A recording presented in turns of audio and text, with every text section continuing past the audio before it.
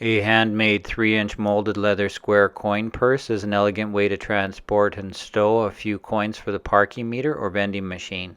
And since it can be made from high quality vegetable tanned leather and eco-friendly solvent dyes, a luxurious patina will develop over time as the leather softens during use.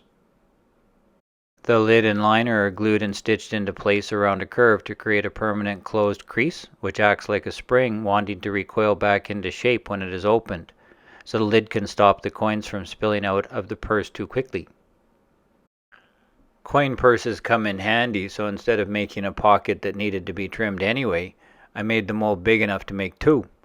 I use a laser cutter to cut out 1/4 inch MDF to make a 3 by 6 inch wet mold that is 1/4 inch deep, then made another mold that was offset a 1/16 of an inch smaller to make a mold for the liner part that fits perfectly after the leather is dried and glued into the top. To make the coin purse easier to stitch together, remove some of the bulk around the lid stitching seam with a skiving knife, which helps to create a sunken seam that protects the thread from bumping against something and breaking. The keeper is also skived to create a raised center so the lid can pass under it without the stitches rubbing against the leather pulling on the thread. A 1/2 inch keeper is small and difficult to hold onto when skiving, so caution is needed not to cut into the natural edge. The liner is trimmed and skived on the bottom to accommodate the new curve radius when the lid is glued into shape. I like to use an edger and a heavy piece of glass to remove any air pockets in the lid, and a leather clamp to shape the keeper into a perfect fit. Small electrical clamps work great to help keep the seam straight.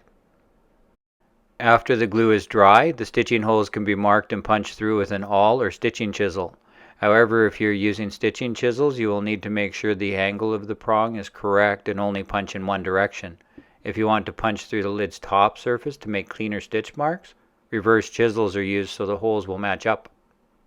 The keeper is finished before it can be attached to the purse, and the top part of the lid is stitched first. Then the keeper is stitched over the lid tightly with back stitches on both sides to strengthen the seam. After the edge paint is dry, finish the coin purse with leather conditioner.